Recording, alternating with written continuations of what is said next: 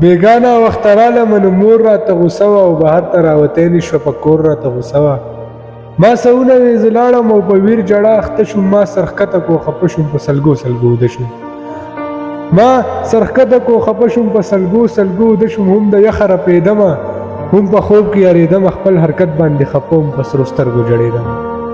خپل حرکت باندې خفه وم په سرو سترګو جړېدم بیا دا ویر جړه شوه ختمه د سلګو وینا شوه ختمه بیا په خوب کې را روان یم یو سپینګیری باباګی هم وهلی سپین پټکی و تېره شوې نیمه شپه وه ما څه نه لیدل تیاره وه خو چې مې وکتل بابا ته نه په سترګو مې رڼا شوه د ده حسن دومره زیاته خوله مې ډکه د خندا شوه تېره شوې نیمه شپه وه ما څه نه لیدل تیاره وه چې مې وکتل بابا ته نه په سترګو مې رڼا شوه د ده حسن دومره زیاته خوله مې ډکه د خندا شوه ما ویل څوک یې بابا جانه ده ویل حکم کوه جانه ما وی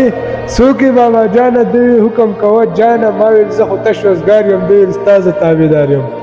ویل قصې به درته کومه خو ته غوږ شه صرف به یې اورې ما ویل ټیک ده بابا جانه ته یې وایه زه به اورم دا بابا اخر لګیا شو ویل د قبر عذاب ګرانې قسمه قسم سزاګانې هم راغلي به مارانې څوک به هېڅ ګټه ونه کړي یار انسان به په خپل ځان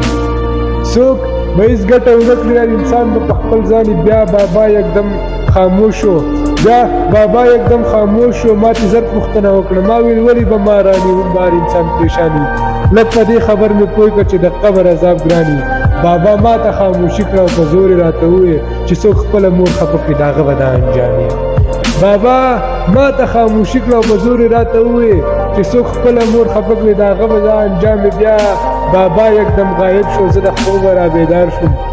زه بهر ته راوتمه دروازه کې را ایسار شوم چې مې وکتل مور ناسته خپل بچي ته په دعا د دواړه لاس یې اوچت کړي وم الله ته په ژړا ده وایي بچی مې خفه کړی اوس مې خپل زړه په خفګان دی دا بچی زما سکون دی زما زړه دی زما ځان دی او اخرې چې په ده باندې څه وشو بیا نیمګړی مې جهان دی